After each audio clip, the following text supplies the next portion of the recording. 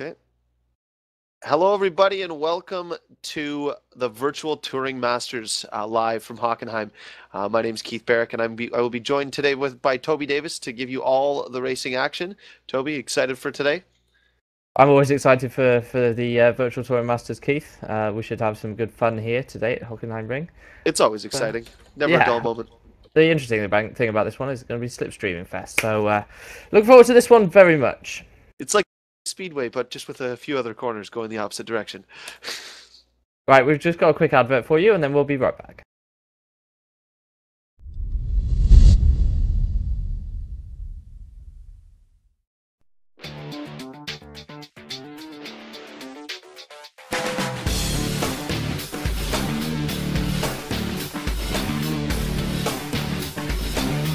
InsideSimRacing.tv, the fastest show on the internet. Sim racing news and reviews since 2007, with new shows every week.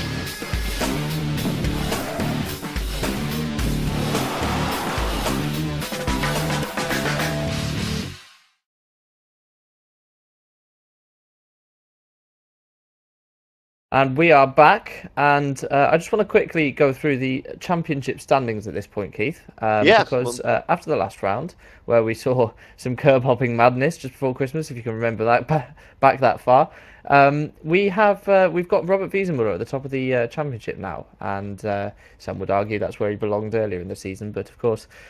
He has extended his lead as a result of winning the last round, and he has extended it from Jesper Talborg. Ross McGregor's dropped back a little bit, and Rob Taplin sits there in fourth, Keith. yeah, we saw it. Taplin has been kind of steadily making his way up the championship standings, but I mean, he pulled off a second place in his last race where he qualified sixth at the last event, getting his best result ever in the TouringProSeries. And we really wanted to get a word with Rob. We've now, I believe, we forced him into buying a headset so we can do an interview should he make his way to the top, to the upper echelons of the podium.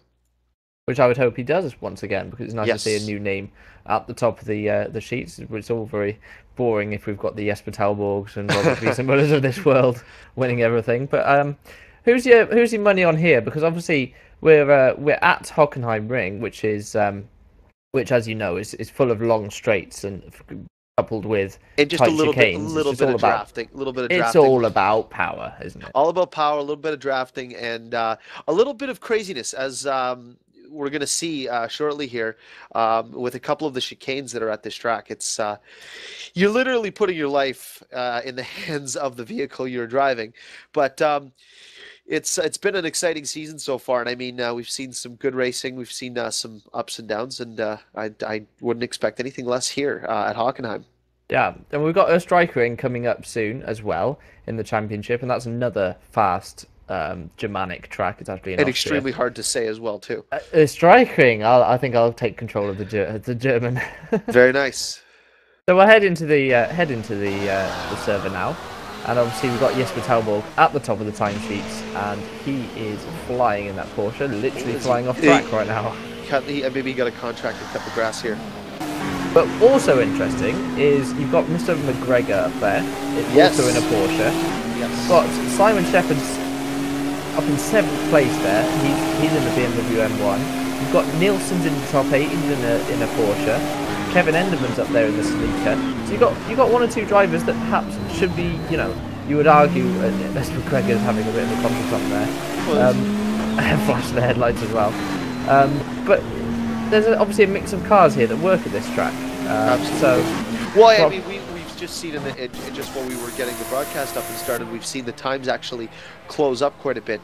Talbot had a comfortable 4/10 lead over the field prior to us getting things started up here, and now it seems everyone's got their stuff together and now closing in, because you can see purples going all over the place as the gap is now only just under half a tenth between Talbot and McGregor.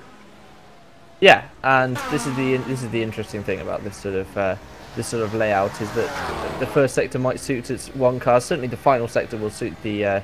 It's a bit twistier, the final sector. It's called the stadium section, and it's it's a tight right-hander followed by a hairpin, followed by some twisty bits towards the end of the lap. So it should be interesting to see how the times pan out in qualifying. Matt Richards is still purple. and he's entering a section that should suit his Capri a little bit more than the Porsche, you would say. So this could go to the top of the timesheets. Obviously, it's just practice right now, but yeah. Well, what I'm thinking is you should hop on board and see if we can give a full view of this track from on board with the car, just so the viewers can get an idea of what to expect. And I mean, it's pretty easy to see when these guys get barreling down these long straights that drafting is going to be the key here, and not losing the draft of the driver ahead of you. Yeah, it's absolutely going to be critical about whether a leading driver or a leading pack can get a break from the rest of the field. Really, we'll see. We'll see how that pans out, as you say. But I don't know whether do you think there'll be tactics in qualifying? People will care it. Oh well, you and THR, Team THR always have tactics. But I would think so, that if there's a couple guys that have practiced together that have made a little agreement, because there are no teams in the virtual Touring Masters, I would expect that if you talk with someone and say, hey, look, I'll give you a little toe, you give me a little, you scratch my back, I'll scratch yours. Matt Richards is sitting in second now, just 1,000th of a second ahead of Ross McGregor, which is fantastic. Look at this hairpin here. It is absolutely terrifying as Richards barrels through. It is 2.5 tenths up on Ross McGregor, who is now pole. Well, top of the timesheets in practice. Settle down. Settle down indeed. Yes. We only have 6 minutes left of practice, of course, before we do head into qualifying. So this is where people start to put their qualifying shoes on and get out and try and see what they can do. And Matt Richards is in barrier, so that's his lap ruined. Let's see if McGregor is out on track. He's not. Albul's out on track, so watch him through the rest of the lap. We just went off board with Richards, but this is a fast third chicane of the lap at Hockenheim. So we head into the stadium section, which is this long right-hander where Patrese famously threw away second place in the 1991 German Grand Prix. And then we've got a tight left-hander, double apex, and Talbot is a few tenths, he's over a second down actually on the Gradle title. It looks like the Porsche is the car to have here, Keith. Yeah, well, that's actually what I wanted to ask you, was I wanted to know what your thoughts were on which cars are going to have advantages and where, because you are the technical guy when it comes to what the vehicles have. Which vehicles are going to be strong through each set? Yeah, well, you've got a fast corner here, and then you've got a long straight followed by a chicane, and then you've got to have the power out of that as you head into the first sector. So the first sector is going to all be about who's got the fastest straight line speed. Yeah. The second sector to much the same extent as well, although you do have the second chicane and the third chicane in the way, but still, you've got this long straight here, right? We've just been talking, and it's taken that long for him to get to the end of it, like. And then you've got another long straight coming up here, which leads into the death chicane. If you've got it. And then you've got the final sector, of course, which is much more suited to your Capris, your Celicas, even the Lanciers, because it's a much tighter, much less forgiving sort of area. I'm just going to keep the camera focused on this chicane as people fly through this section, because it really is who's got the who's going to be bravest through here. Who's got the stones? That's what it is. Who's got the largest balls? Who has the stones, and who is willing to put them on the table? And look how much curve you have to take. We're going to see. I have a feeling we're going to see some heartbreak here. So we'll call this the heartbreak chicane. We'll dub it that for this event, because that tire wall doesn't move. No, it doesn't. It does not move, and it is definitely one way to end your race, is get into the tire wall. That's not how to do it, Mr. Amaral. Find him now. I would anticipate he probably went a little bit wide after that chicane. Let's have a look on board. You see, he got sideways under braking, took too much curb, and just about held it. But yeah, that's not how to do the chicane. And Amaral's actually been struggling quite a lot this season. Well, these cars are a bit of a handful. The nice thing here is you'll be able to keep the tires a little cooler than we have at other tracks because of the long straights. You're not putting the insane stress load on them and not giving them a chance to cool down like at some of the other tracks we visited this season.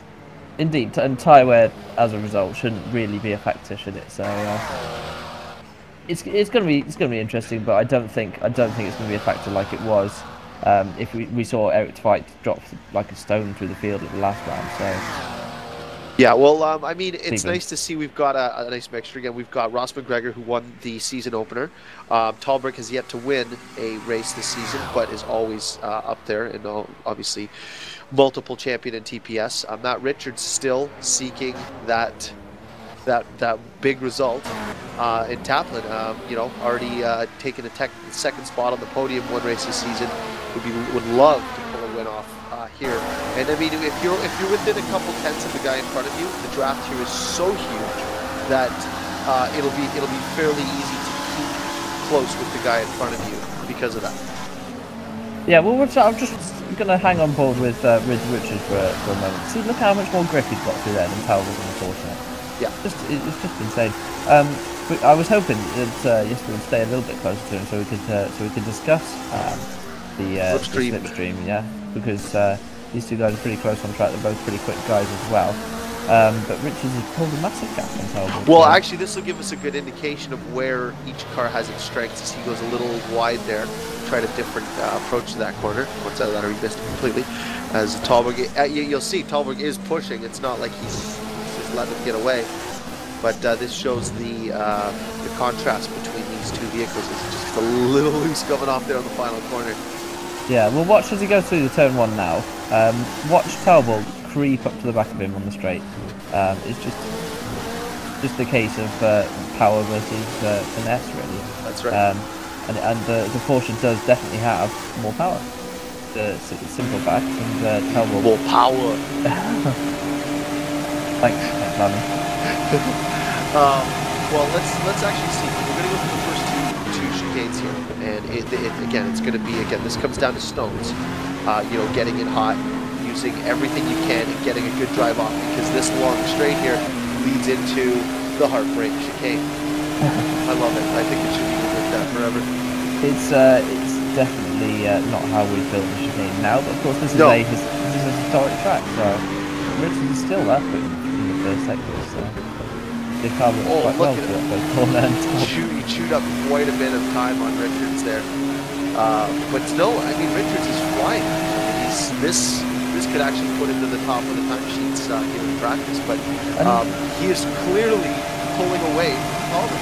And look where Wiesenmuller is in this family as well. He's not. I mean, I don't think he's holding anything back. We've only seen up towards the front by this point, haven't we? So it's obviously the car is not quite there for him, but Enderman's in the same car, he's sometimes quicker, so. Yeah. Actually, Enderman's actually put a nice time up there, as Richards no longer is up on McGregor's time, so that's where he's losing that little bit. Yeah, and he's going to slide onto the grass, or just about got away with it. But, quite a bit of understeer, it seems like, that car. Yeah, it's got a lot of weight in the back in comparison. Well, it's the same as the Porsche, I suppose. And they both do understeer a little bit. The Celica's nice and pointy. We're just going to be finishing up practice here. So from practice, we leave with McGregor taking the quickest time, and actually by a decent margin, a 0.11 seconds.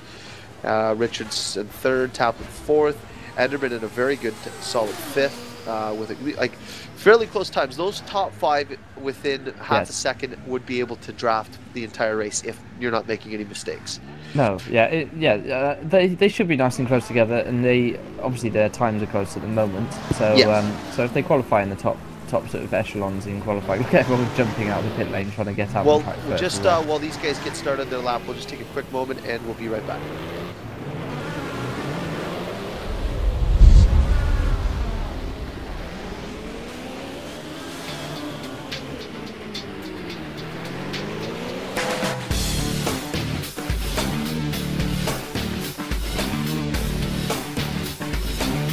Inside SimRacing.tv, the fastest show on the internet. Sim racing news and reviews since 2007, with new shows every week.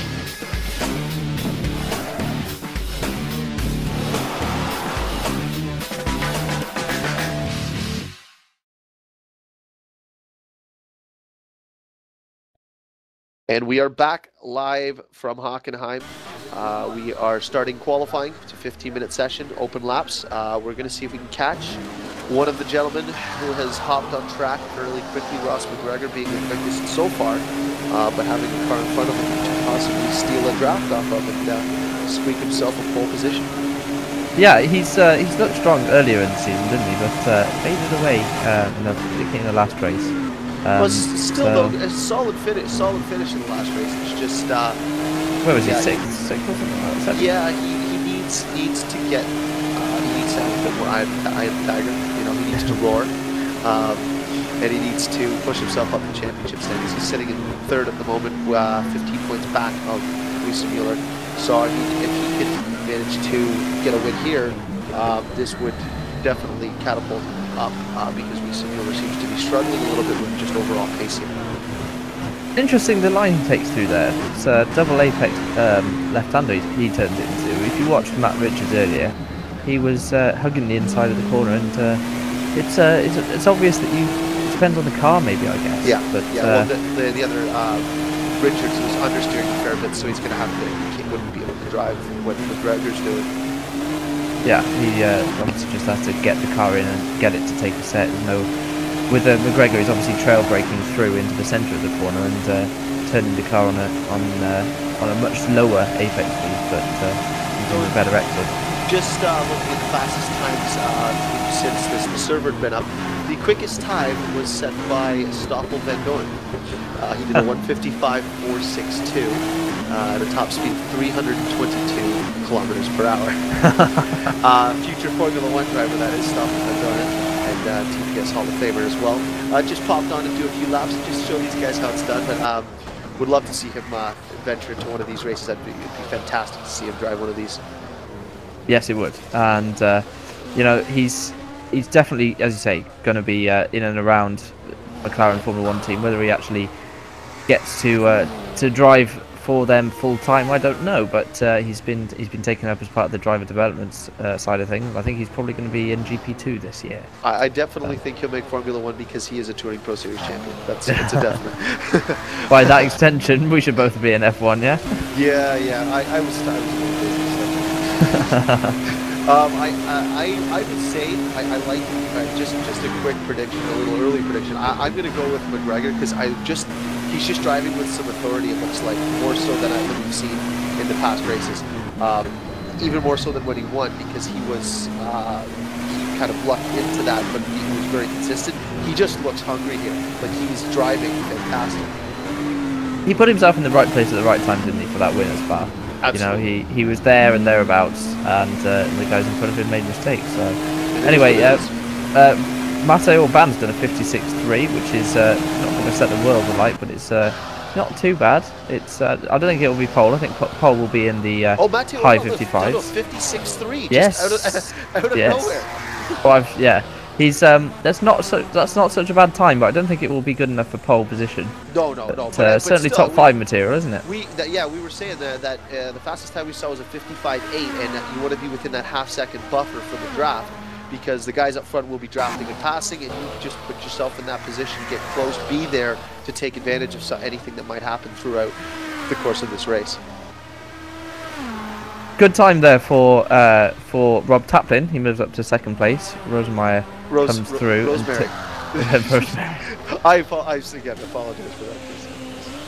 Kevin Enderman also coming towards the end of his lap, and he was up in the top 6 just now. He's knocked it up into third, well done, so yes. It's not such a bad performance so far for Enderman. Still has 3/10 on his. He's still 3/10 off of his fast time from practice. So did I say he was in this league already? By the way, you did. Yeah. Yes, he's in. Done. Yeah. I'd say I thought he was in this league earlier in the season, but maybe it's okay. It's all right, Toby. Maybe I'm completely we forgive wrong. you. I just don't know if the viewers do. Apologies, viewers. Talberg, everyone's gone purple here. Mueller's purple, Richards purple, Talberg purple, Taplin purple. Pick a driver. I'm going to follow. Oh, Talborg's actually down. Wiesenmuller is coming up to the same sector split now. So let's see where Wiesenmuller's time is. He's too deep. He's far too deep. missed the turn. It's sideways. it seems very easy to just miss that turn point. As Richards goes pole. 55.9. Good Richards time. To provisional pole. That's a great lap to have sitting there. Track's getting heated up now. See where Orban goes. Yeah, McGregor up to 4th. Let's have a look here. Tallberg up to 4th. Let's have a look at where's Taplin. Taplin is coming up to end this, and he's still purple, so this could be the pole. I don't know if he was purple on Richards' time, because he looks a little bit off on the final corner there. Going to cross the line. Rod Taplin crosses the line at a 55.90. Yes. Rod Taplin, provisional pole for now. So that is going to be a great spot, great banking lap for Taplin.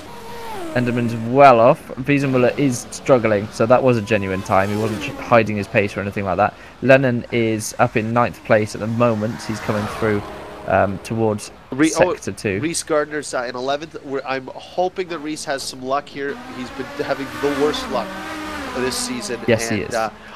I really do hope for him that he has a good race, because he is.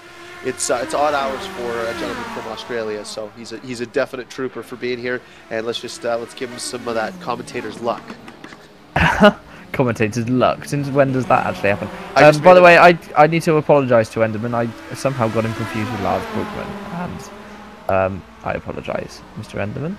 I think this is the first time we've seen him actually in a championship. So currently, Taplin, Richards, Orban sitting in 1, 2, 3 is provisionally, which is it's a little different than what you'd expect to see in most championships, because Taplin's fairly new. Richards has slowly been making his way to be a top 5 driver in whenever he's on track. And Orban is he's very steady, consistent, and that's one thing I always say about him. So.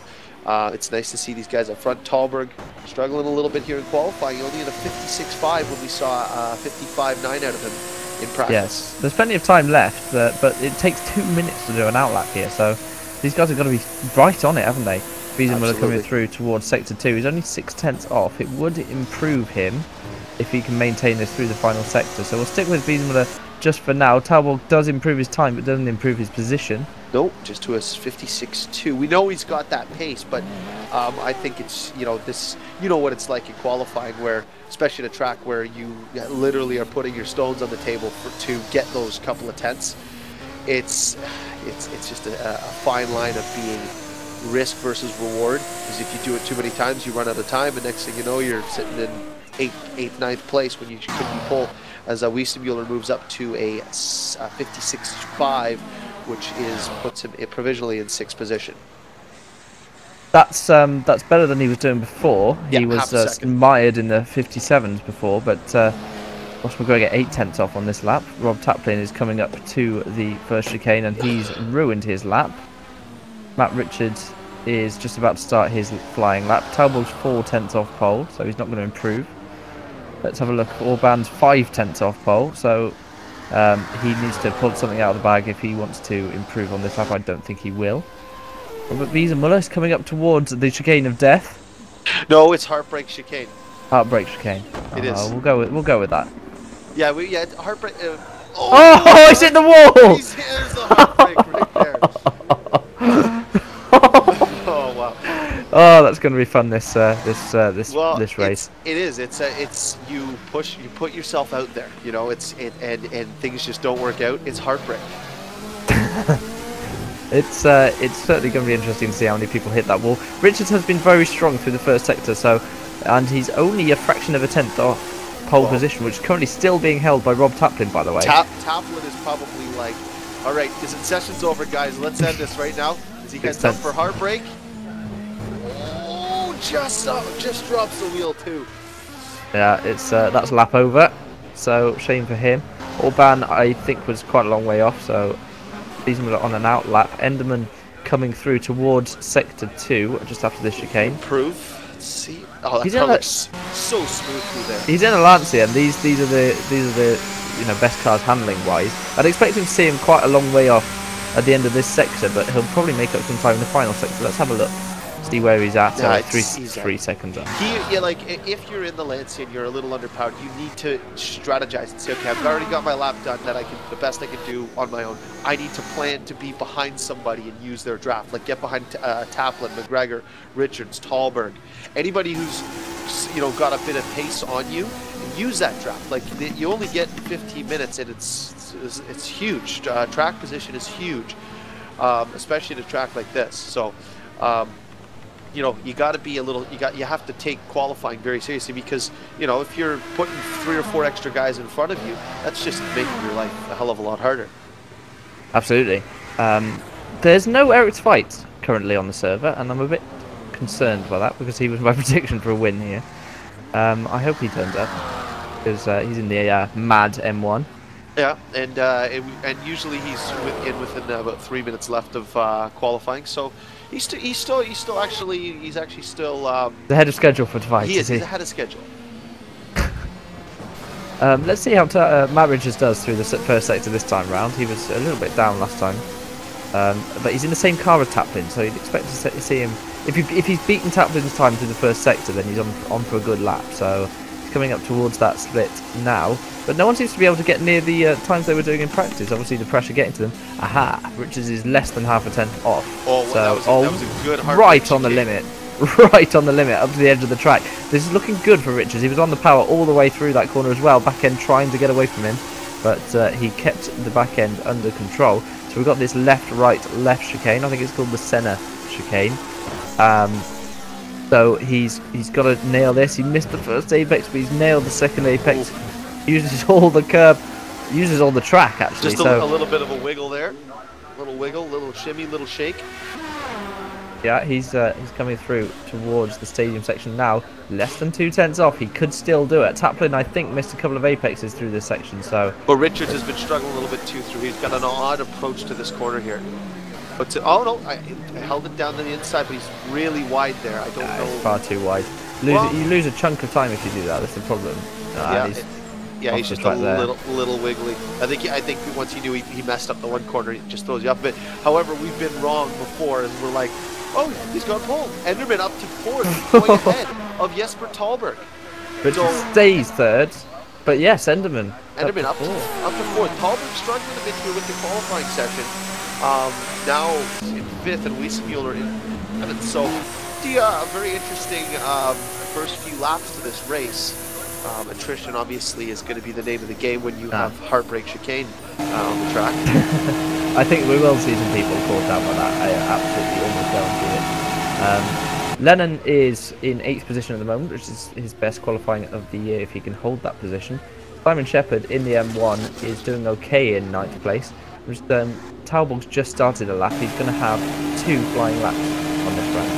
So first lap to get the tyres up to temperature, second lap to nail the lap. What do you reckon, Keith? I don't think so. I think it's heartbreak at the moment. he's gonna get a slip shame here though. He's just gonna make his way by, but is that just ahead of him? I can't quite make it out. No, neither can I. Looks like that's a Alcaclin, maybe? I think so. Yeah, I think he's just in a slipstream here. Might be able to squeeze by.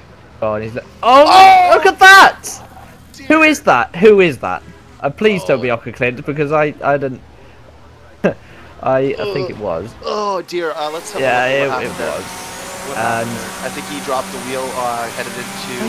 What's he doing? Like, is he trying to let him through? Oh, that's awful. I'm sorry, but it's not the first time. He's collected someone else as well. Oh, it just wrecks me, dude. It wrecks me, Keith. Yeah, that's a tough one. It's not the first time that we've seen Ockerclint involved in a shunt like that with a leading driver. He does not improve his time, but he was very close. A 56.0 does not improve. No, but it's showing. You know what it's showing though. This is nice to see, is that he is consistent with these times. He's banging them out, like each lap is coming out within a couple of tenths. So yeah, that's the consistency we saw in race 1 from McGregor. But he's just got pace now. So you know, McGregor. Shepherd. Hello. Did he get a draft there? Oh, this is the beast. This is the beast. This is the beast. Can Simon Shepherd put the beast to the front row in the last 9 seconds here qualifying? But it would make me incredibly happy to see someone else at the top of the time sheet, particularly a different car. Let's see him. He nailed that. He nailed the. Oh, he's right on the limit. This could be pole. This has looked really good since we've watched him, Keith. Yes. He took the what are you calling it, that chicane? It's the heartbreak chicane. Oh, Heartbreak he lost some chicane. time though. He did lose some time. Yes, but it will improve him. He will be up there in the fastest car. Absolutely. This will put this could put him into the top 5 if he can maintain this time here. Oh, look at that, beautiful. Just keeps it nice and tight. Let's see if he can maintain this thing as well. He's coming. Oh, he's just got these double right-handed now. Okay, so keep it tight. Simon Shepherd looking to I'm gonna say probably his best qualifying. He's held it. He's just got to keep the power down and get to the line. Simon Shepherd getting the last lap. The last time here looks like as he goes to 6th. Oof. 6th place for Simon Shepherd. He improves massively and moves into the 6th spot ahead of championship leader Robert Wiesemuller and Matej Orbach. Yeah, wow, so well done. McGregor is still on 2 wheels. Lap over. Yes. Rob Taplin is in the garage. I think he's going to secure pole. Is there anyone who can do anything? I don't think Talborg crossed the line in time. I don't think so. This is the thing. Talborg was going to get 2 flying laps in, wasn't he? And he's got taken out by a back marker in the second chicane, and now he's missed both of those laps.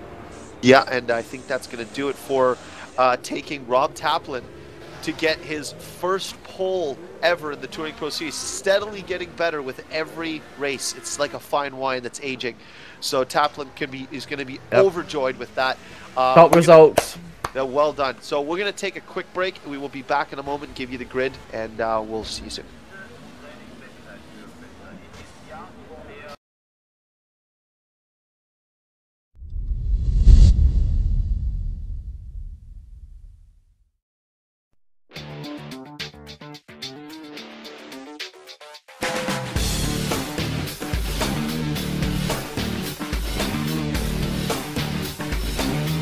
Inside SimRacing.tv, the fastest show on the internet. Sim racing news and reviews since 2007, with new shows every week.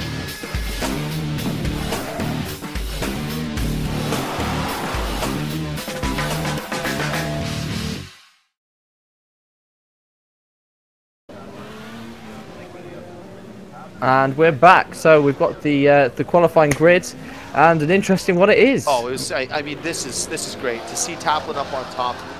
You know, it's great to watch and see these drivers, the newer drivers, or drivers that have been around for a while, that progress and progress and progress. Like, you know, McGregor has put in some good races, but he's just putting it down in this. And these cars are not easy to drive. There's no doubt about it. But Richards, you know, again, is steadily becoming a front-running driver, and you know, it's taken time to work himself up to that. And it's just great. I mean, like, just fantastic. So maybe give a rundown of the grid and for everyone watching. Yeah, sure. So obviously we've got the top 3 you've already discussed. Kevin Enderman, on his debut in this championship, for this season anyway, he has put his car up in 4th position on the grid in the Lancia, which I did not expect to be up there, by the way. So watch out for him later stages of the race. Jesper Talborg down in 5th place. He would have been expecting better, you'd have to say. Simon Shepherd in 6th place alongside him in the M1. That's actually a good time for him, and he should be there or thereabouts at the end of the first lap anyway. That M1 is the most powerful car on the grid. Orban and Wiesemuller, our championship leader, are on row 4, and Wiesemuller's got a lot of work to do from there. Pereira and Gary Lennon, Porsches alike, 9th and 10th place on the grid. Lars Brugman takes 11th place alongside Anders Nielsen in the Capri. Reece Gardner is in 13th place, and that's just about the worst number he could hope for. His season so far. No, his season so far has not been great. Oh, lucky number 13. We should take that number off the grid. But Bastian Rosemeyer is in 14th place alongside him. David Junt and Pedro Amaral 15th and 16th place, with Andy Bernard and Jonathan Ockerklint 17th and 18th. Tony Matthews in the Celica is in 19th place ahead of Łukasz Demelin, and Tim Straub rounds out the field in 21st. So let's see in this next session how things are going to go. Well, whilst we're here, Keith, and whilst we're in warm-up and we've got a bit of time to talk about one or two things, let's have a go at the upcoming events, and we'll start with, on this Saturday, we've got events.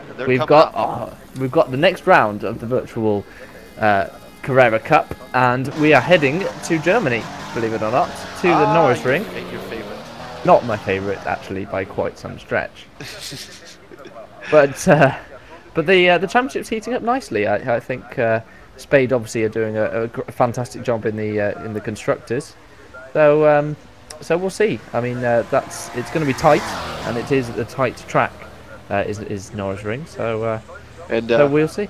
And then following that, we have the virtual mini challenge, which will be the following Tuesday.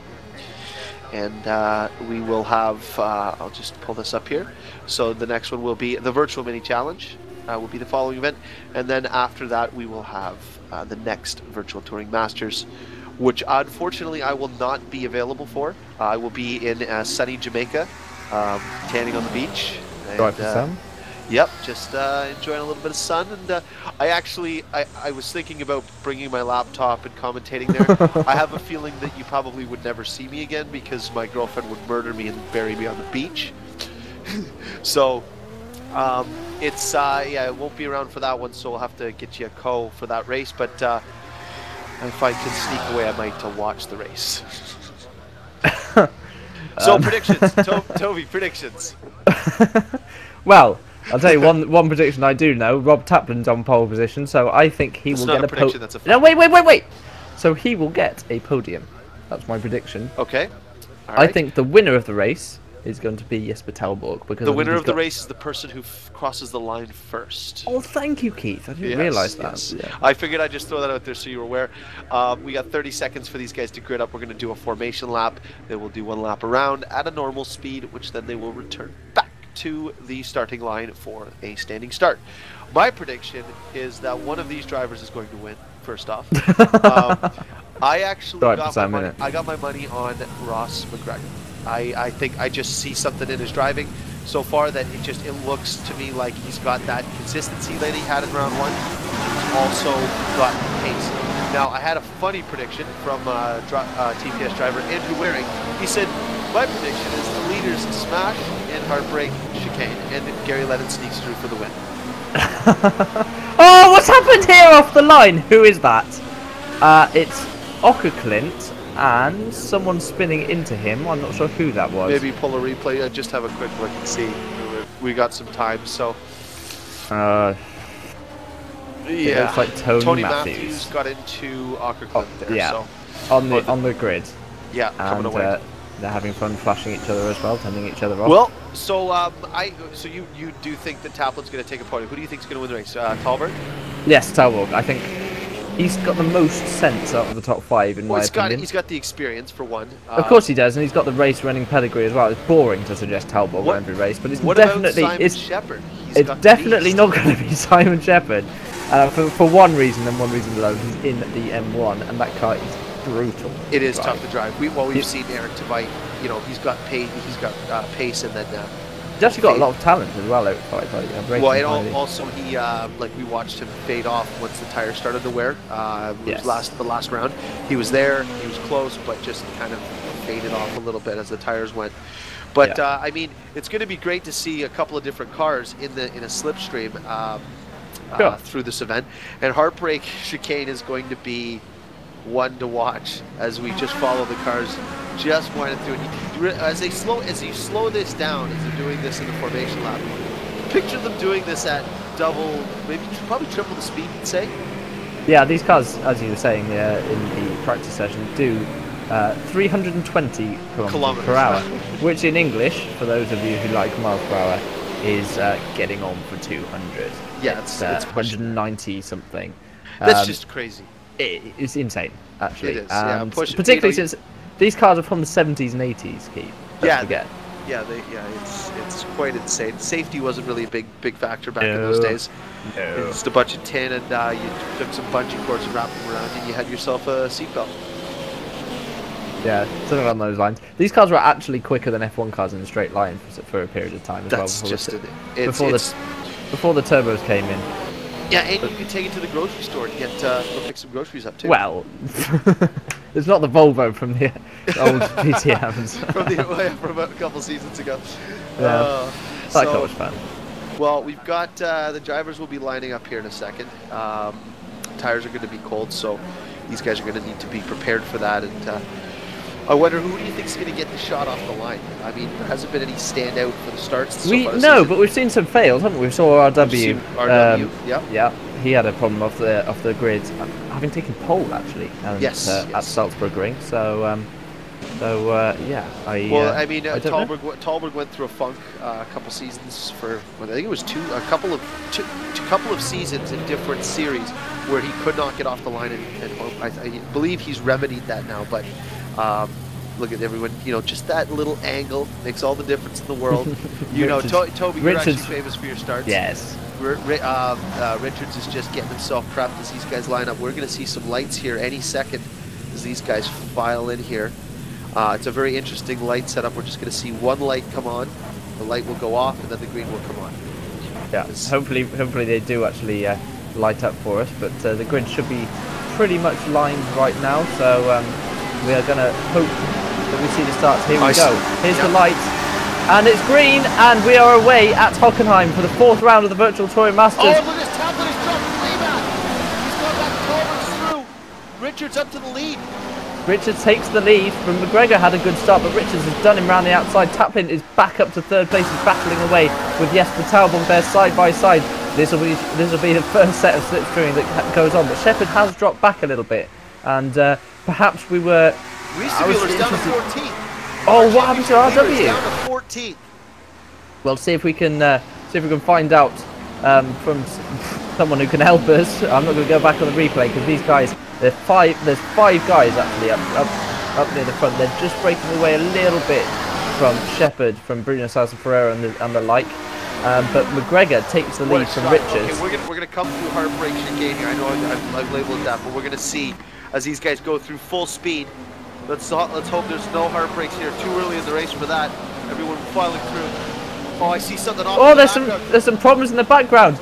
Is it Wiesenmuller? I don't think it is. It might be a Salika. No, he's through. That was this is falling through the table there. So he was involved. Anders Nielsen. Anders Nielsen is suspension. So Anders Nielsen out of the race in the first lap here with suspension damage. Oh, Richards is round, and he's in the wall.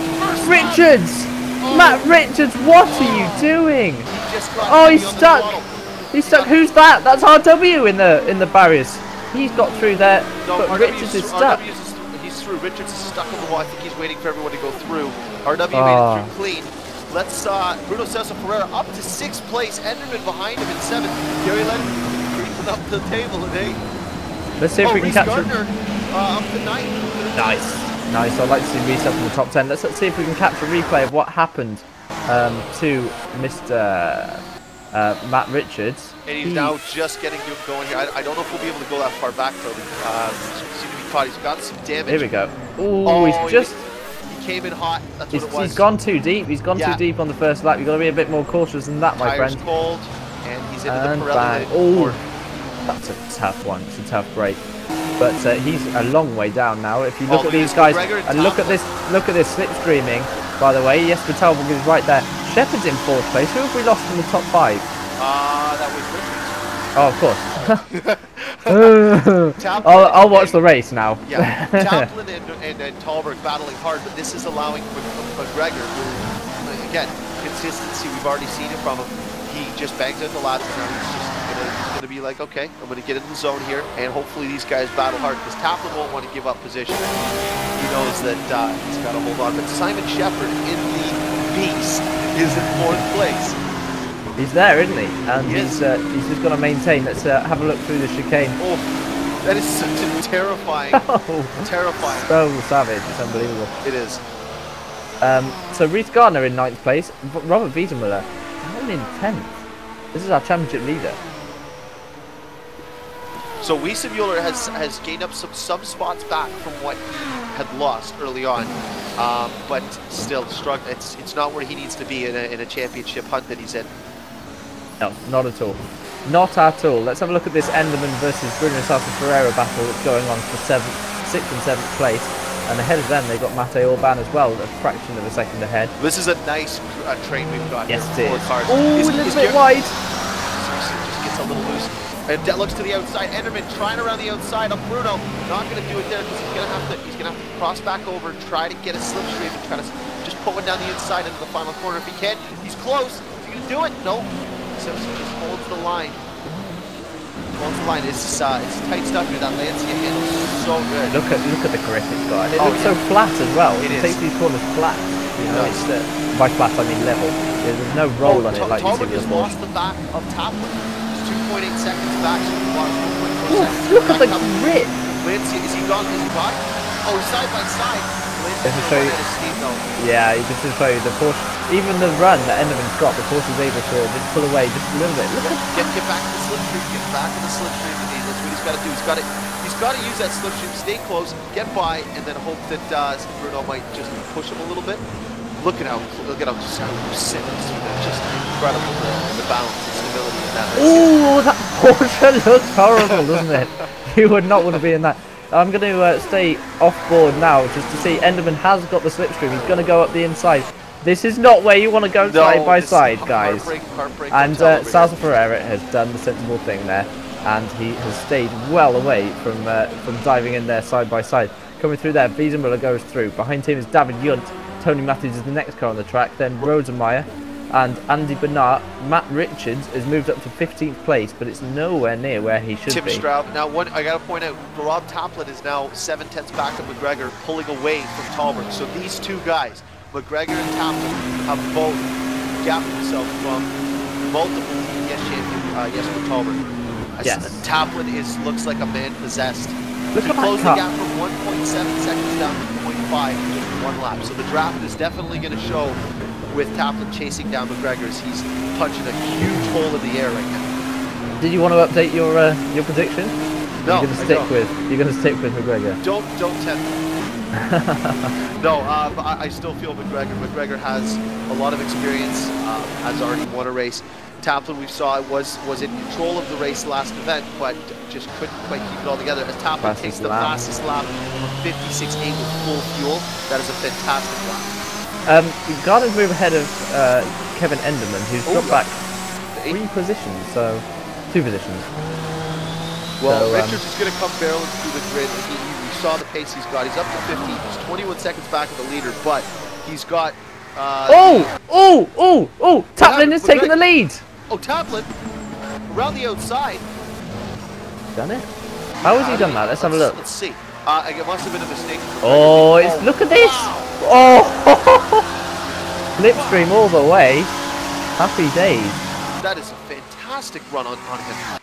Yeah, so that's how he done it. But McGregor's obviously that the Capri must be very, very good in straight line. I do not fancy driving that car through there. But the Capri must be very good in under a slipstream. So what a run though, man. And now can McGregor stay close? Yeah, I mean look at the slipstream here. Yeah, that's what he's gonna have to do. Is use the draft. He's gonna have to find a way by. Taplin. He's just a little hairy. Look at the run he's got. Oh, he's got the run. Oh, he's got room.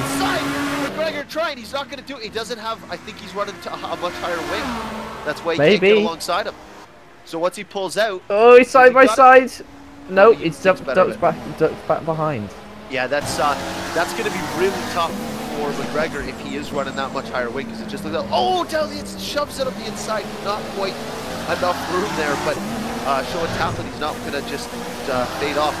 But Tallberg will close up as we get to the next sector as these guys are about. Oh, Taplin's wide. Oh, McGregor's got it. He's got to run here, get up the inside. Yeah, but he knows that Taplin's so good in the slipstream for whatever reason. Look at how fast Taplin's car is here.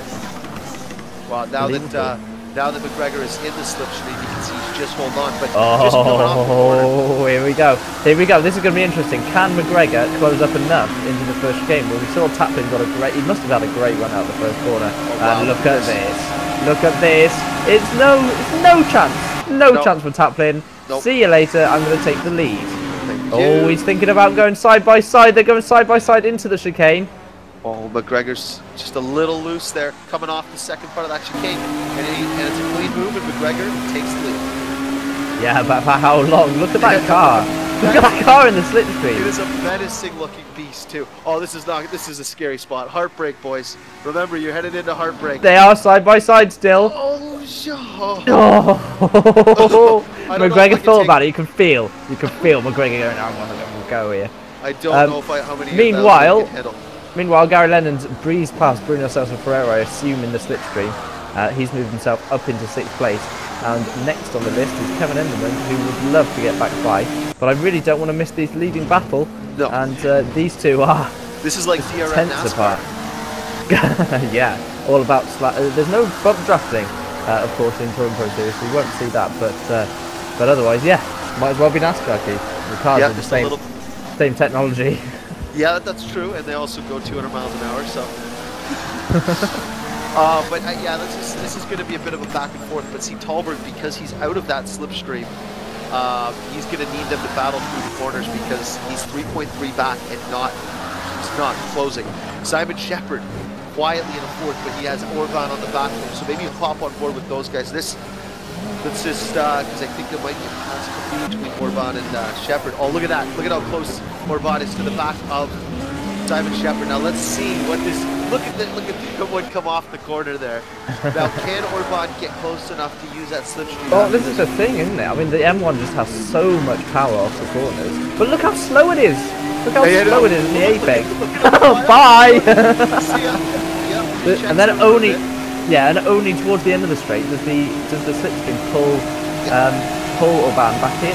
And that's where the stones have to come out. You've got to throw them on the inside.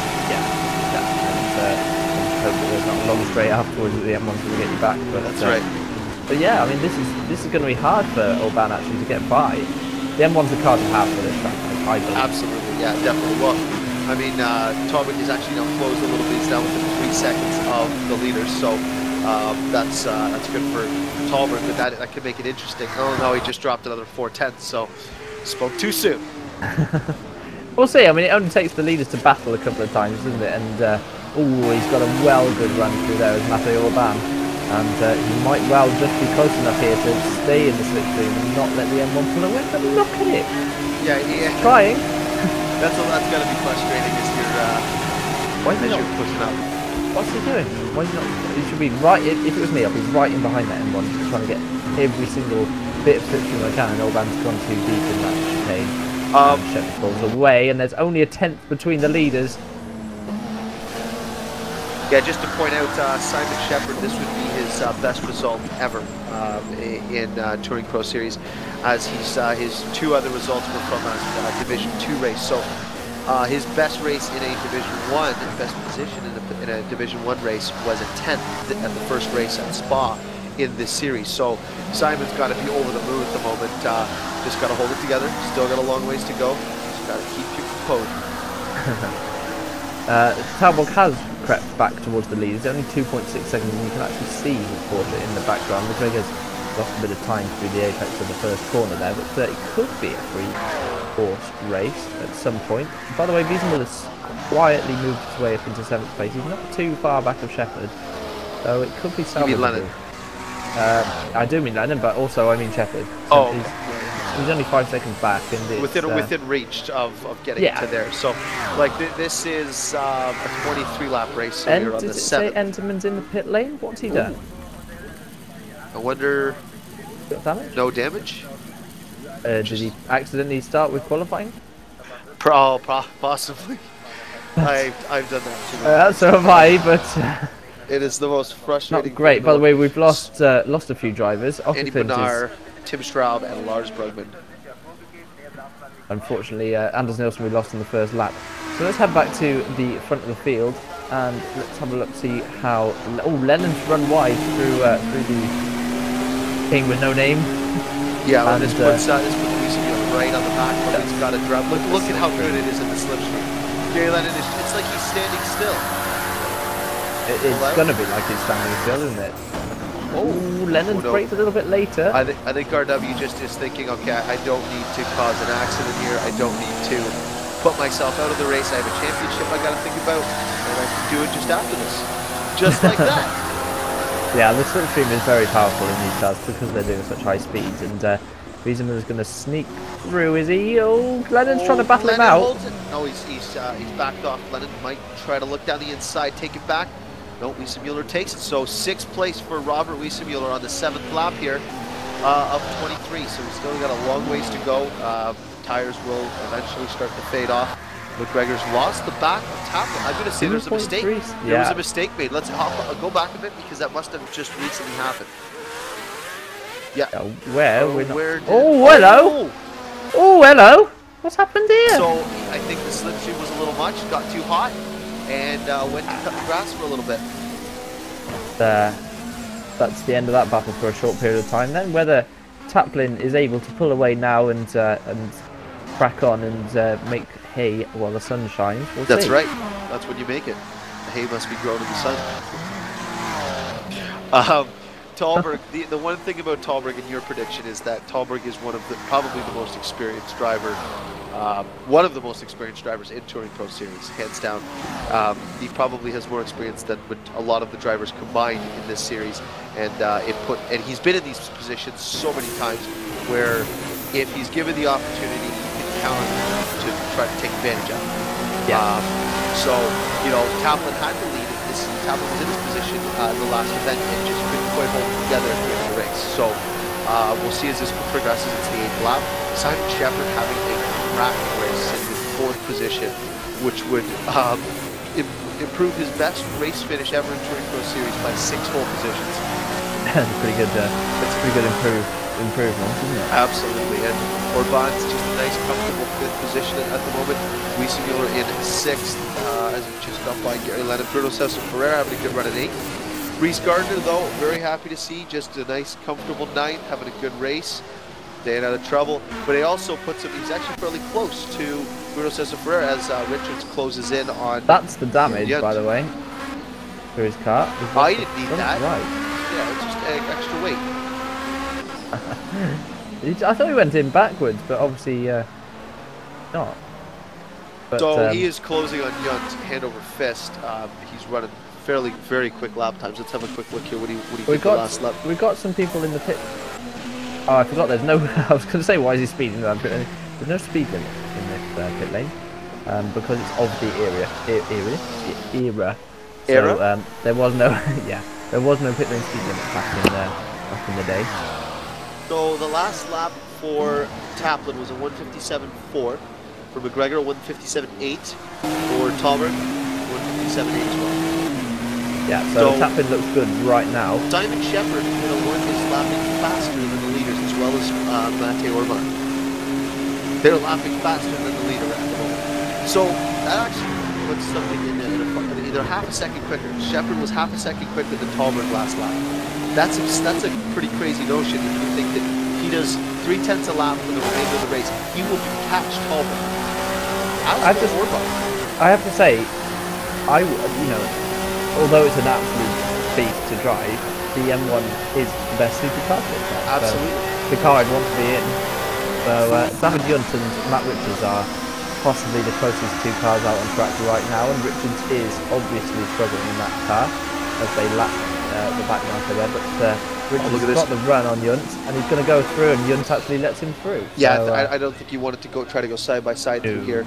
It's difficult because the track it pretty well goes away from you. You lose so much real estate if you're on the outside there, and it can change in such an instant. And all of a sudden, you're around it in the barrier and saying, "Well, that was nice." Yes. Taplin is pulling away from McGregor at a steady pace. Looks like about 3 or 4 tenths a sector. Tallberg is not closing. Taplin fastest lap of the race. That's an authoritative stamp on a guy. Can he win? Can he actually win this race? Well, all he has to do is cross the line first, and he's got this. Thank you, Keith. Yes. But Taplin, that's a fantastic lap. A 1:56.826. At 10 laps through this race already. He's burned through some fuel, but also tore up some tires. That's fantastic. That just lets everybody that is racing know that I'm in business. I want to win this race. And McGregor actually just lapped at a 1:57 flat. Tallberg a 1:57.5. Simon Shepherd a 1:57.6. And 1:57.2. Yes, it is 1:57.2 for Robert. Yes, so it's obviously got good race, but it is creeping up towards the back. Look at this battle that's going on, by the way. Oh, someone's dropping through the pack. Who was that off there? That was Matt Richards. And David Young? Matt Richards. Was it Matt Richards? No. No. David Hughes. What's going on here? I'm not sure, but Gary Lennon is now on the back of Gardner and... who is that? I think that was just missed. Yes, it was Yunt. Look, he braked far too late. Okay. Yeah. So hopefully he gets away with that in terms of a. Well, he lost, so he's okay. Richards is now by Reese Gardner. Reese Gardner must have fallen back there. Yeah, so Richards overtakes Gardner, and he's right on the back of Gary Lennon here I think they both squeezed by Reese, and Reese is in the Lancia, correct? Yes. Yeah, I think he just no straight line speed. These two, by the way. They just beasted by him with a little bit of straight line speed, but Reese Gardner, yeah, you can see he's struggling with that straight line speed, but the car's obviously very well balanced through the corners. It's meant through corners, isn't it? He's actually missed the apex there, but he's managed to hold the same.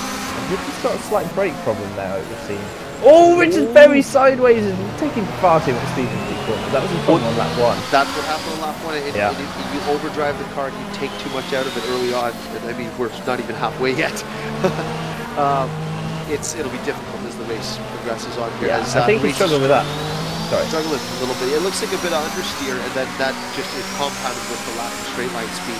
Yeah. It's so important to get off the corner right way if you don't have that straight line speed.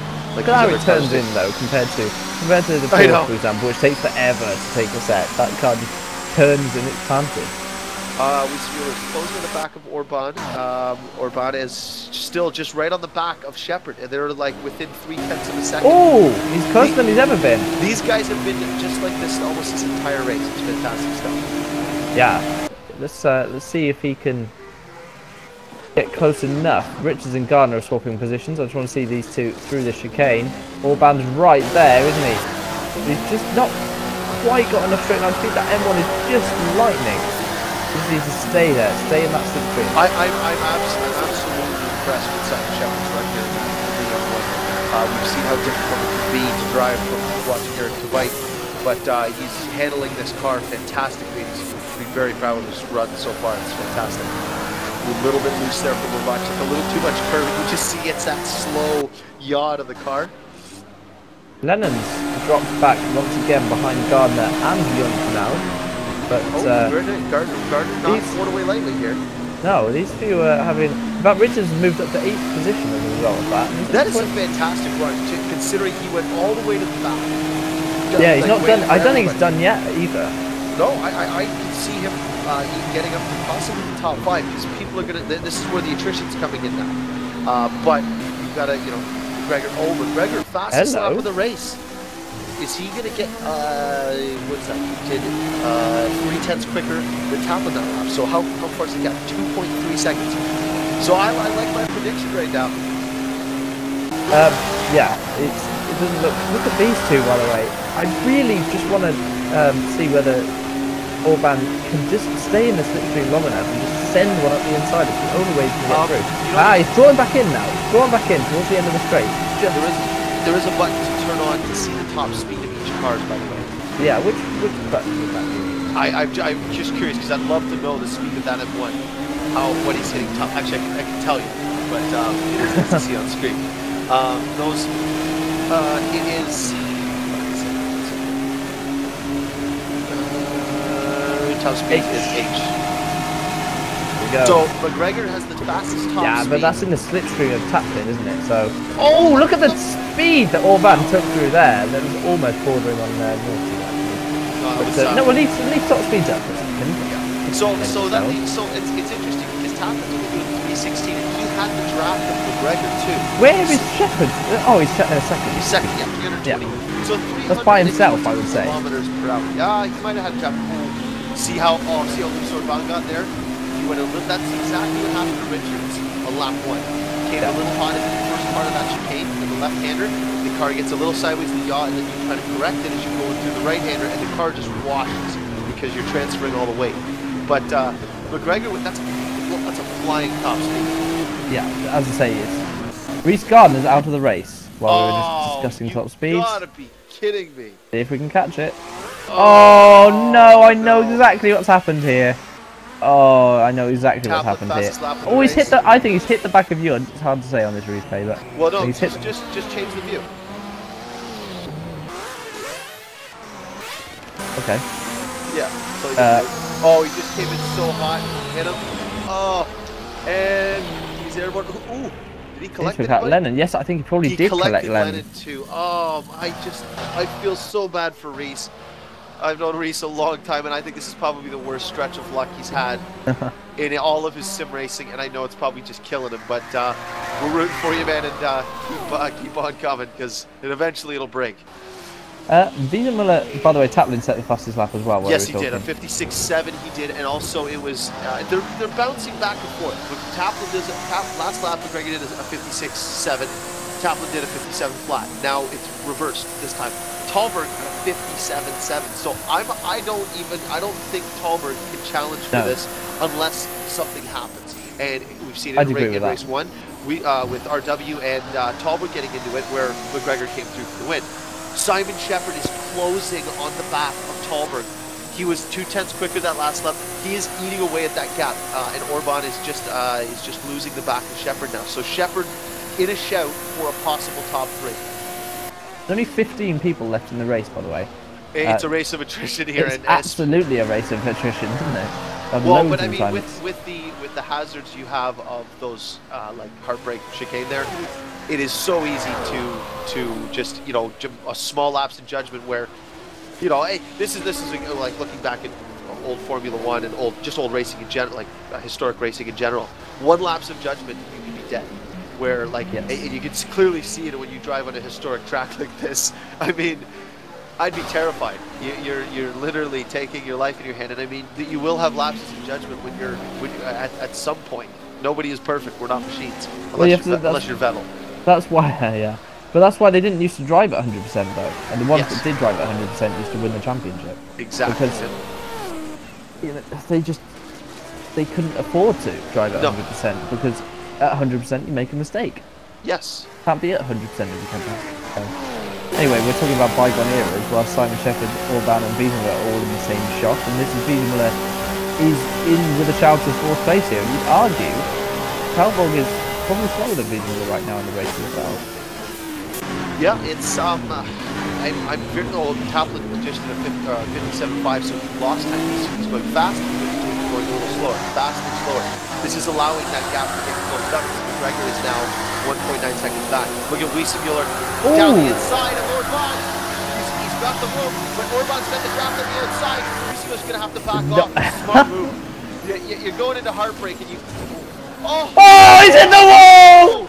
Oh no! Orban, he's lost a wheel. Oh wow, that was just. Knew it was coming, didn't you? But not now. Wow. Oh, Mate. Mate. He just got in too hot with the draft. He's locked up. You can see he couldn't see. Oh, he just clipped it. Oh, that is just devastating. You know what? He actually, if he was just a bit further back, he might have been able to squeeze down the inside on the exit of that. That is inches. Like, we're talking just a matter of mere inches between heartbreak and just sheer glory of nailing that corner perfect. I feel so bad for Orban. He's done so well this season, but that is the end of his race, and we're going to see him. I think he's making his way to the pits. He's not. Trust me. Oh, hello! Look what I've just spotted. Right on the back. 58.4 from Taplin. So Taplin, this is what I was saying from the last event. He had the lead. He had it in his grasp. Slip away. But look at this. Taplin's left the track. Looking to take the lead away from McGregor here on the 15th lap. He's down the second lap. The overlap. He's clear. This is going to be McGregor taking the lead and book it. He is through. Taplin is going to have to take a back seat to McGregor here and try to figure out what he's got to do to get this win. Yeah, but Taplin has that straight line advantage in the slipstream of McGregor. We've seen in the top speed stakes. And here comes Taplin. He's going to go to the outside into. He's not going to go for it. I thought he might have a go. McGregor's had to take a lot of grass there. Oh, it's just Orban's car's parked on the outside. It's just he's probably just got his head on the wheel with his hands on the wheel and his head buried in the steering wheel. I can't. By the way, Wiesenmuller's up to 4th position. Oh, what a move! As I predicted. Let's see how he's done that. On the M1 out of the first chicane. Just does a nice crossover and gets a little wiggle. A little bit of lag there, I think. Yeah, possibly a lag involved there, but He went side by side and... oh, that's a yeah. bold, robust move. After just witnessing Mate Orban's race end, Shepard now drops back to 5th. RW is flying up through the grid. He's not far away from Talborg, no, actually. He's not. Taplin is still close to the back of McGregor, as McGregor seems to be very consistent at the moment. I'm going to just pull up live races one more time, just have a look and see where he sits, as Orban is now officially marked as an accident. He's out of this race officially, so very unfortunate there. But McGregor is lapping in the 56s. His last lap was a 56.6. And Taplin in 54. Well, new fastest lap for McGregor. That is fantastic. He's on a mission.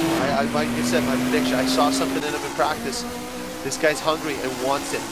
But Taplin is now 2.4 seconds back, so that's you know, McGregor has a lot of experience racing at a higher level here, and it's just showing here that you know, you get towards the end of a race, this is where those stones really come into play. You like that word today, don't you? It's all about the Rolling Stones. Let's see if Taplin can get this back. 2.4 seconds he's dropped. He needs to gather his thoughts, isn't he? 7 laps left of this race.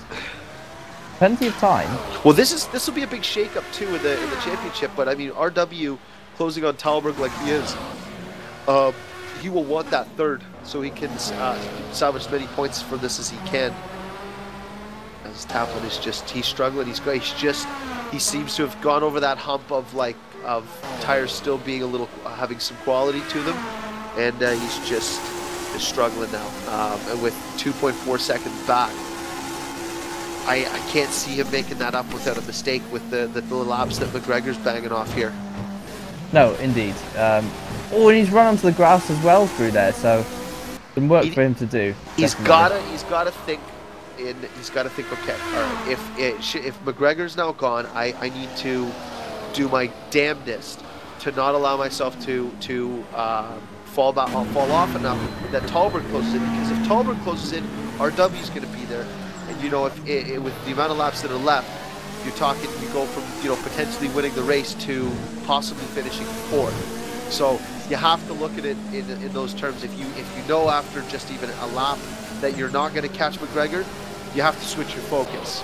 You know, consistency, even if you take it back a notch, you don't put 100%, you do like 95, so you're not making mistakes. That's just, you just have to think in those terms, because he's now 3.6 seconds back just after 1 lap. Yeah, it's I think we were talking about percentages and just now, weren't we? And as you say, driving at 95% generally is quicker than trying to drive at 100%. You don't make those minor errors when they touch the brake. Exactly. You can drive, you know, a few tenths away from your personal best on every lap, rather than driving a personal best and then losing a second the next lap, which is not.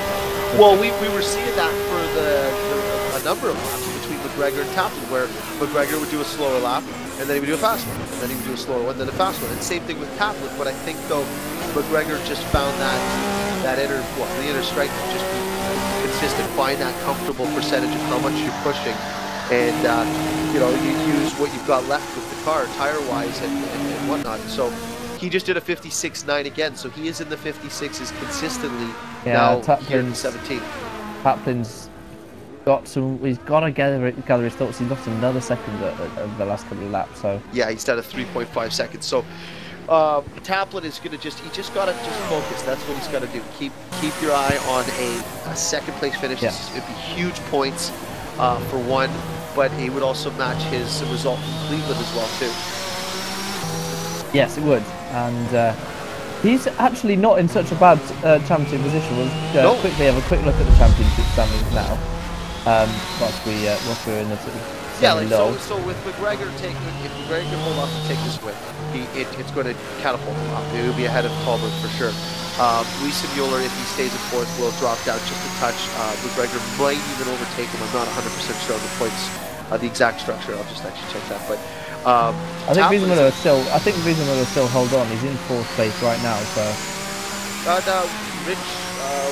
Richards? He's in 6th. So Richards is holding on and could contain a top 5 because Orban is out of the race. So Yaladin is not racing. Yunt is a little ways back. He's just 2 positions back. So This, you know, it's about preservation. Yeah. But anyway, we'll head back to the live action now, and we'll. It's still up for grabs, isn't it? Basically. It is. Yeah. The gap between. So if it ended as it stands, Ross McGregor would take 30 points with Weissmuller taking 23, so he'd eat up 7 points over Weissmuller. Who's that off? Oh, that's just Enderman. Enderman, yeah. He was looking so good too, Enderman, in qualifying now. Yes. Just struggling as the tires get on here. These cars are definitely difficult to drive over a long distance. And you can clearly see it as some people are able to adjust with it more.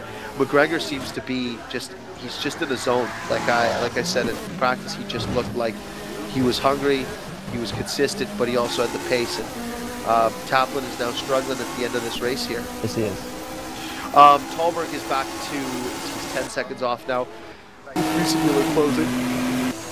Yeah, he's not too far back, is he, Robert Wiesenmuller? He's only less than 5 seconds now. Let's keep monitoring that gap, because I think Wiesenmuller could catch Tallberg here. Could, being the opposite. No, he lost 1.1 seconds to Tallberg, so we don't know what we're talking about at all. Shepard closed a little bit on Weissmuller that lap, so perhaps Shepard could maybe make a shout here.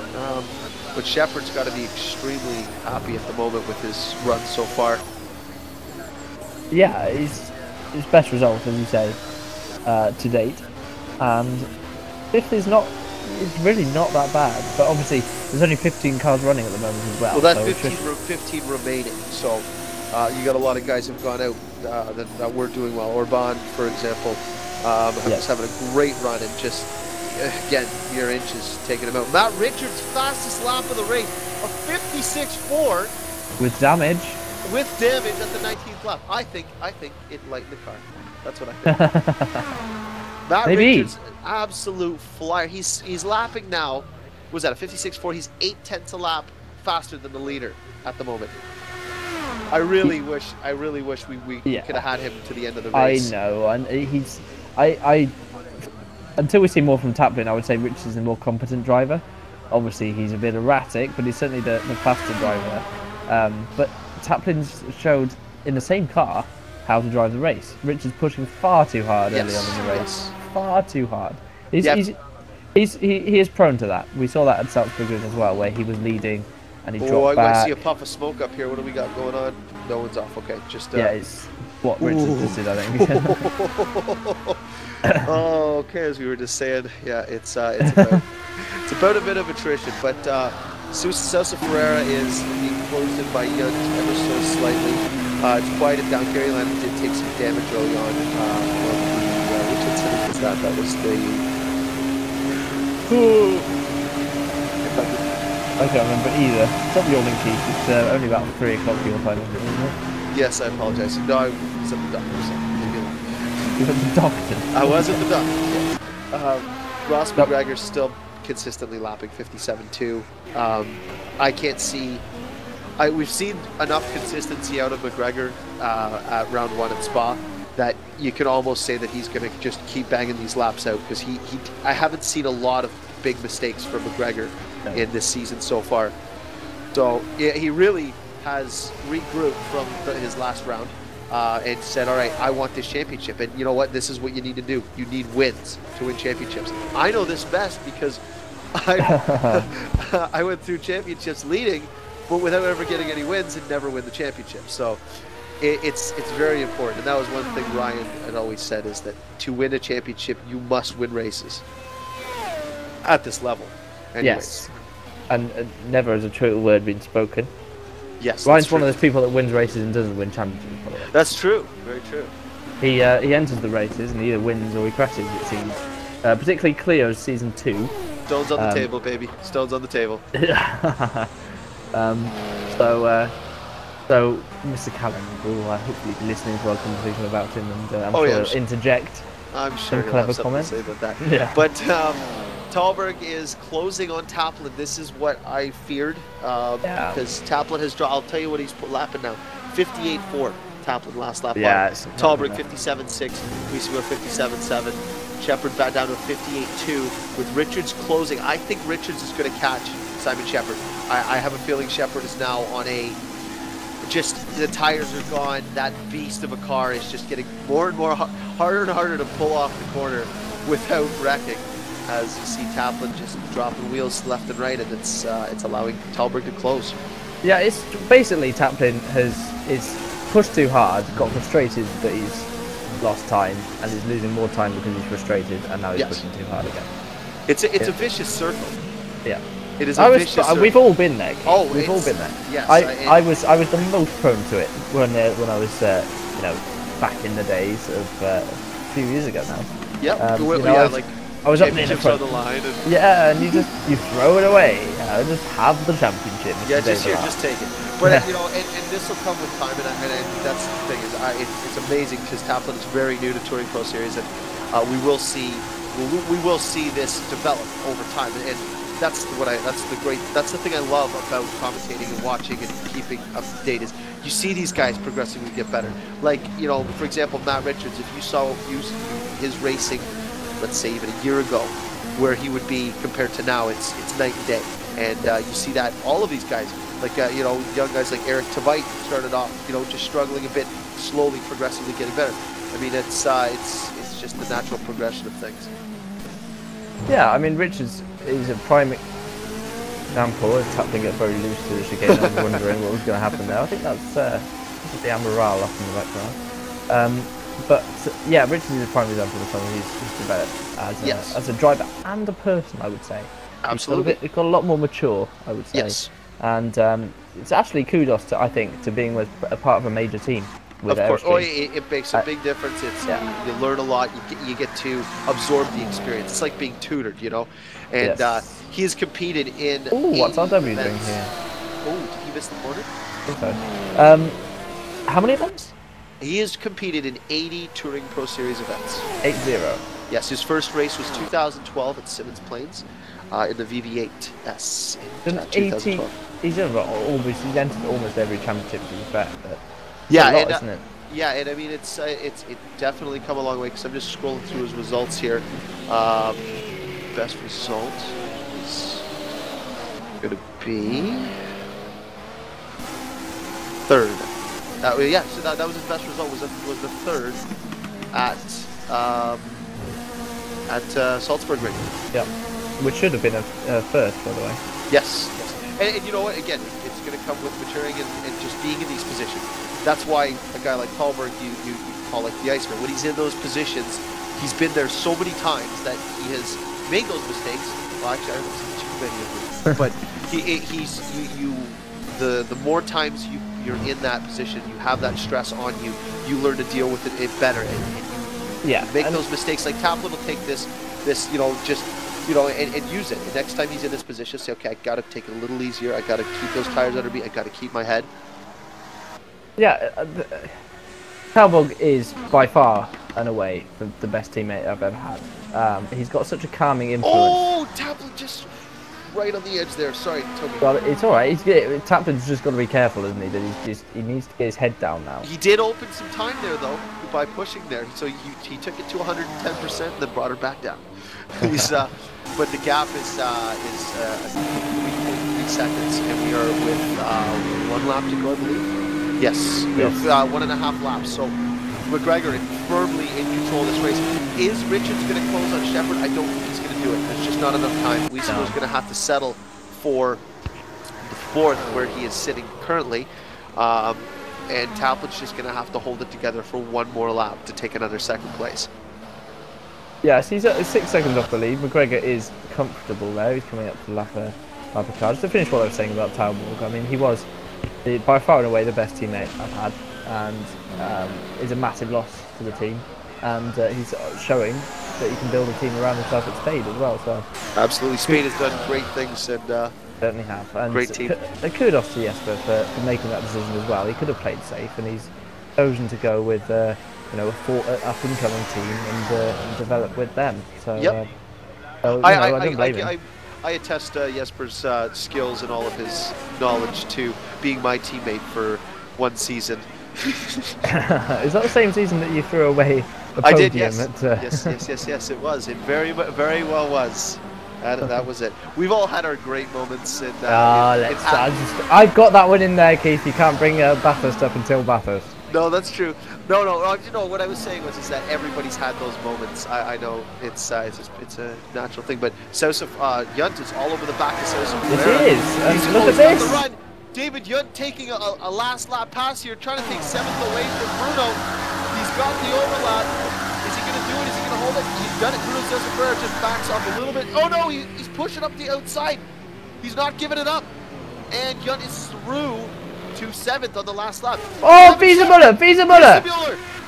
Oh, he's crashed. He's absolutely out. He's out of the race. What has he done? What has he done? What has he done? Simon Shepherd up to 4th. What has just happened here? A wheel disconnection? What on earth is that, Keith? That looks like a wheel disconnection. Yeah, his wheel's straight, look. Oh, you got to be kidding me. Championship leader. Unbelievable. Okay, we'll get on board with Ross McGregor. We're going to have to give him his dues. He's coming up to take his 2nd win of the season, and now I would say a championship lead as well. Yeah. Ross McGregor is going to take a 2nd win here in the Virtual Touring Masters, and you'd never like to see a competitor go out, especially like that, but this is going to set him up with the championship lead at the end of this race. So well done, Ross McGregor, taking the win. Rob Taplin has put in a fantastic shift to take 2nd place. It does not take anything away from the fact that he was leading. You know, he's put in a great drive to get 2nd and to hold 2nd from Talborg, who was charging. 4th place is going to be Simon Shepherd. Wow, that's fantastic. He's going to be over the moon, and hopefully we can get a word with him. Simon Shepherd comes along. Richards, having been last at the end of lap 1, is going to take 5th place. Wow. That just goes to show how much attrition has gone on today. Yes. Can you believe? I cannot believe the wheel is. We were talking about general TPS stuff. This race hasn't been the most enlightening of the season so far. Wow. And yet, from absolutely nowhere, where's Bruno Sousa Ferreira, by the way? Oh no, David Young crossed the line at 6th. Where is Sousa Ferreira? He's not there. We've lost Sousa Ferreira. Oh God! Right to the end of the race. Yeah, it's going to be Gary Lennon who's going to cross the line. He's a DNF. Bruno Sousa Ferreira has DNF as well on the last lap. Oh, that is just... Did he get further around the lap than Wiesemuller? I mean, that's the question. He did. He was ahead of him. So right, let's see if we can catch a replay. Gary Lennon squeezes through in a 7th. Yeah. So fantastic for him.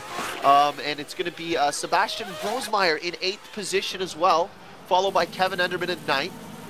And I believe that is going to be it. Sousa Ferreira, it will be 10th. Wiesemuller will be 11th because they had lapped the other remaining drivers. So Wiesemuller still coming away with some points, but we're going to get a few words with some of the drivers here. If we could, we're just going to take a quick break, and we'll see if we can get McGregor. Taplin needs to get there in the booth. We've got to get that guy, and we'll see if we get a hold of Shepherd and Richards and maybe RW2, just find out what happened. So we'll be back in just a moment, and we'll have some interviews for you.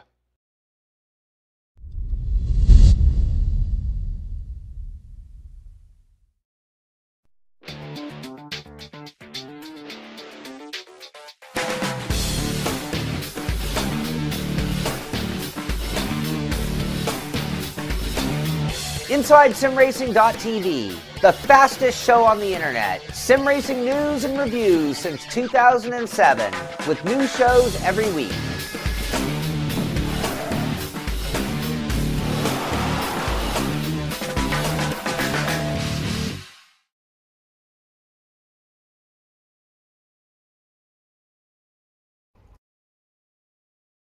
And we are back for some interviews with the drivers of that race, and we're still waiting for 1 and 2 to join. But I want to have a quick word with Matt Richards. Start with first of all, lap 1. Talk us through it. I had a pretty good start. I'm usually pretty good on the clutch in these, so I wasn't expecting to be that far behind Ross into turn 1. But I don't know what happened into the 3rd chicane. I braked and I turned in, and then all of a sudden my back end was facing the wrong way.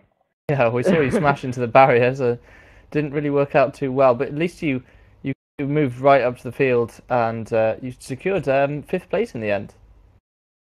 Yeah, it was it's pretty good to secure a position like that after being something like 18th or 17th after Yeah, a crash. you were a little ways back there, Matt. And but if Rob hadn't have crashed and whatever happened to Rob, then I wouldn't have had 5th. I would have had 6th. But still, it's good to have a nice position after what happened and have fastest lap as well. All right, so congratulations, Matt. I think, Keith, you've managed to secure Mr. Taplin. Yeah, Rob. So we finally got you at the booth here. You just got to unmute the mic. So Rob, it's nice to finally talk to you. You've been you're fairly new with Touring Pro Series, and it's been exciting watching you race so far this season. You got to be ecstatic. I mean, two podium positions first off. Just walk us through how the race went for you, just in your words.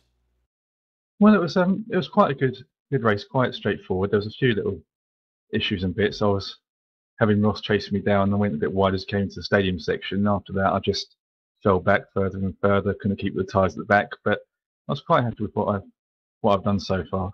I've slowly worked my way up, so first is next. Hey man, you know what? That's what we were just saying. It's you're racing amongst some guys who've put in a lot of time in racing.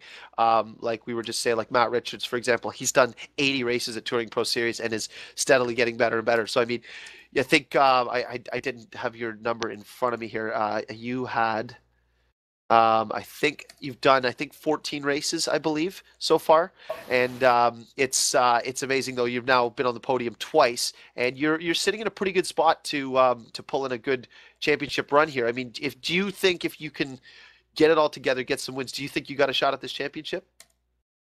I'd like to think so. I think what hit me with that was the accident in Salzburg Ring, where I was on for probably another top 5, possibly podium, and they got taken out, which kind of ruined my chances a little bit. But hopefully, with a few races left, I might work my way up. Yeah, for sure. I mean, it's been good go here. You've got 2 podiums in the last 2 races. Like you said, the top spot is the next one on it, and I fully believe I think you got it in you this season. I would put a prediction in for you to win 1 race this year. So, well done today, Rob. Toby, you have someone there with you? Yes, I want to just have a quick word with Robert Wiesenmuller, and I want to find out what happened on the final lap. Mr. Wiesenmuller, are you with us? Yeah, wheel disconnected itself, and yeah, game over. And no chance. You know, even if the car would still be going, I can't put the wheel in again and drive. No. And yeah, well, no chance. Gutted. Any cause for that? Did the computer move? No, or? I have nothing. Nothing really changed. When I checked, the cable was not out, so I just had to replug it in. I don't know, maybe problem with the wheel. Yeah, it was a really it's tough thing, man. Very unfortunate. We knew watching the replay that the wheel had disconnected, and really feel bad for you, Rob. Hopefully things turn around. Yes. Hey Toby, I just see Ross has joined us now. Ross, so you've taken a 2nd race win here in this Virtual Touring Masters Championship. Just to tell us what you're feeling here. Feeling happy. That's a silly question. Yeah, I know. No, it was a really, really hard race. I'm sweating buckets here. Well, there's one thing, and when you watch the broadcast back, the thing I actually predicted you to win from practice, because I saw something in practice. Your consistency showed at Spa, and it paid off, but you didn't quite have the pace. And when I was watching you in practice, you looked like you just had a bit of a charge to you, and that was why I predicted you to win, because you had the consistency, but you just seemed to have a bit more pace and more of a like a commanding way of driving. And did you change anything for this race, or did you find something setup wise? Well, this is probably the most I've practiced for a single TPS race, so yeah, it's probably because of that I kind of feel I was a bit more assured about my driving during the race. Nice. Well, it definitely showed, and I mean, I think there's still going to be some stiff competition, but with the unfortunate drop of RW with his wheel disconnecting, really unfortunate, this will put you up near the top of the table at the moment. I believe we do have the results up. They're provisional, obviously, and I think Barrick has the championship lead by a couple points. I think you're working on that, Toby? Ryan? I hope Ryan's working on it. Yeah, I think so.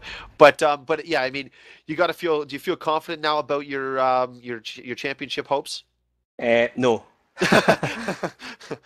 Okay, an honest man. An honest man. No, I mean you're in a good spot. You've got 2 race wins now. That's it's tough to even get 1 race win. I know this because I hardly got it. Spa and Hockenheim were going to be the tracks that suited the 935 and probably the M1 as well. But the rest of the tracks, I really can't see it. I think the Capri and the Celica will be like the cars to beat. Well, provisionally, it now puts Tallberg at 96 points, you at 94, RW at 89. So there's a 7-point gap between top 3. But Rob Taplin is creeping his way up. He's got 83 points now. This is going to be a good run to the end of the championship, I believe. And well done today, though, Ross, for securing a 2nd win here in Touring Pro Series. Thank you very much. Toby, do you have final thoughts? Just that, I mean, we've seen that wasn't the barnstorming race that we thought it might be. You know, and it may change at Österreichring, and I hope it does. But we certainly saw the 4 championship contenders really show that they are head and shoulders above the rest. I mean, you've got Matt Richards is there or thereabouts, but he needs to get his head together and be a little bit more consistent. But there is a definitive 4 for this championship. It's unusual to have that many going into the second half of the season, really. Absolutely. So, I mean, pick a winner out of those 4. I mean, personally, I think Robert Wiesmuller is still the strongest driver out of the 4, and he would still be leading. He would still be leading the championship. So, yeah, particularly Österreichring, and Fuji as well, which is going to suit the Celica for the slipstreaming and the long corners. Yes, we saw that at Spa. I'm going to go with Robert Wiesmuller. I think I'm going to back my man Ross McGregor. That's I mean, usually I'm always backing Tallberg, but I think I'm off the Tallberg train finally after all these years. No, but I see a drive in McGregor this race here especially that really just puts it in a foothold for me that I think McGregor's going to push through. But we still got a lot of racing to do. So I mean, you know, anything can happen. We've seen it, you know. We will just have to. Well, I mean, for anyone who's curious, they're just gonna have to tune in and watch. So, the next event will be 2 weeks from now, same time, same channel. But I will unfortunately not be here. I will be. No. I will be thinking of you all while I am on the beaches in Jamaica. Thanks so much for that, Keith. Yes, yeah, no, I'll have to pull in a sub commentator, and we'll have fun talking about the Austrian track, which Keith can't say. I might actually bring the laptop. I'm going to think about it. Maybe I'm going to bring it up over a nice dinner with the girlfriend. So, great racing again, Toby. It's always fun. Make sure you tune in for the next event, which is coming up this Saturday. It's the Virtual Carrera Cup. You do not want to miss a moment of that action. It's fantastic. That's all I can say. Followed by the next event, which will be the Virtual Mini Challenge the following Tuesday. So, once again, thank you everybody for tuning in. Toby, always a blast. No problem. We will catch you guys shortly.